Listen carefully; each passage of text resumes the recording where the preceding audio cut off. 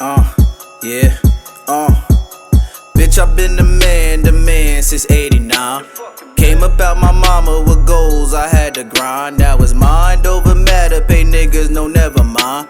Back on my bullshit, Michael Jordan in 45. I got what you need, just get in line. One time got caught slipping, got caught up by one time. Had my face all in the paper, brought tears to my mama eyes. We was on the block, boy, no JB, we looked alive. Shoot the dice on the F, I lost it, then made it back. Bet it up, double that. Head crack, get the cash, get the ass. Steve Nash with the pass, got the drive, no crash. Only do beef with the mash. Plies voice, you big mad. I be dolo, but the game's with me. Never stopping if the tank was empty. Till we touring out in every city. Meet and greet side in every titty. Yeah. What is good, everybody? It's your boy UncleSamsReject here, and today we are bringing you the first episode of NCAA Basketball 10 Ole Miss Dynasty, man. We're going to be trying to turn this football school into a basketball powerhouse. You see here, just creating the coach, UncleSamsReject, coming in to hold things down.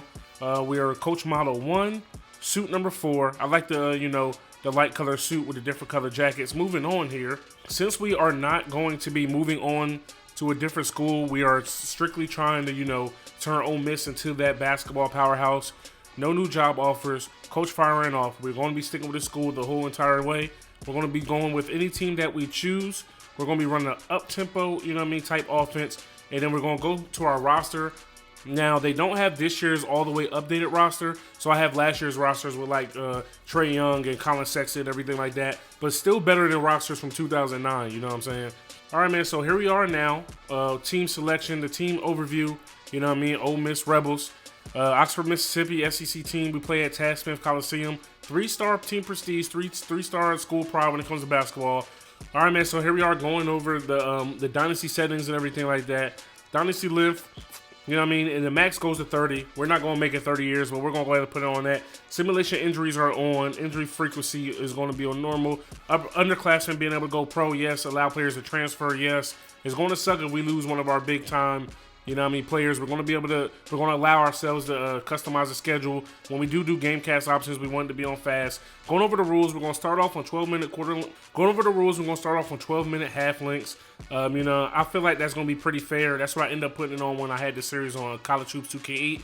Foul out is going to stick at 5. All the rules, all the regular basketball rules staying the same. We're going to rock out on difficulty.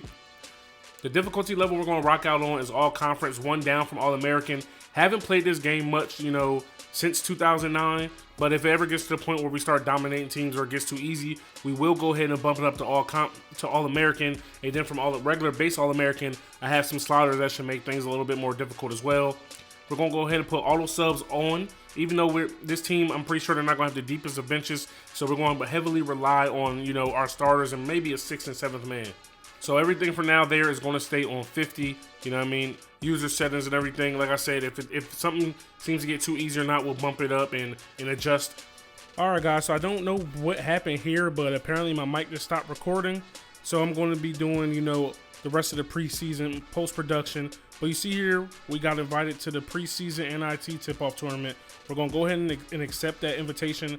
Coming into this season, you see we're only a C+ overall. Says their coach is one of the best game day coaches in the country. This is our first year, so I really don't know how they can determine that. But preseason rankings, unranked 11th in the conference by prediction. Our recruiting outlook, we need a center, 280 points, 3 scholarships. Pipeline states are Arkansas, Colorado, Florida, Kentucky, and Louisiana. Hopefully we can get some good recruits there and bring in some good players. Now before we go in and head on to the recruits, first thing we're going to do with the starting lineup, we're going to go ahead and start Devontae Shuler. He's one of the reasons why I was so excited that you guys did pick this team. He's one of my favorite players in college basketball right now. We're going to go ahead and start him over Tyree. Shuler on paper is, a point guard. A shooting guard, but we're going to go ahead and run him at the 1. And in real life, he's only a sophomore. He should be a freshman in this roster, but the thing about this roster is unless you create a player, if you just edit a player, you can't change their classification. So the starting lineup is going to be Dominic O, You know what I mean? Marcanvis Hyman, Terrence Davis, Markel Crawford, and Schuler. Then off the bench, we got Fermanovich, who's going to be one of our most athletic players that we have. One of the fastest players, get to the rack, you know, explosive. Then we got Burnett and Tyree. That should really be the extent to our bench. We shouldn't be going any deeper than 8 men off the bench, because once you go below Tyree, everybody is either a 55 or 54 overall. You know what I'm saying? So one of our best starters is Dominic O. I don't want to butcher his name. 7-foot sophomore center. You know what I mean? He bangs down low. You see his inside scoring is 99. You know what I mean? He plays good defense. Marcanvis Hyman, he actually has the highest block rating on our squad. He also gets to the rack and can dunk 76 dunk, 75 steal, 84 block. You know what I'm saying? Offensive rebound is high. Go down to Terrence Davis, 74 overall. He's not the greatest of shooters, but where he really excels for us is going to be on defense. You know what I mean? He's one of the best defenders on the team. And then we have, after him, Markel Crawford, who's going to be, you know, one of the off-ball players who we really look forward to helping us score off the wing. He also plays good defense. And then last but not least, Devontae Schuler is our best shooter at a 77 three-pointer, you know what I mean? So whenever we want people, you know what I mean, to help the defense man up on us and not play zone, we're going to try to get him open. All right, so now that we're done with the roster, moving on to customizing our schedule. You know what I mean? We're trying to really rebuild this squad, and we're not going to really get there, in my opinion, if we play a lot of these cupcake schools. So what we're going to do is we're going to go ahead and head in here.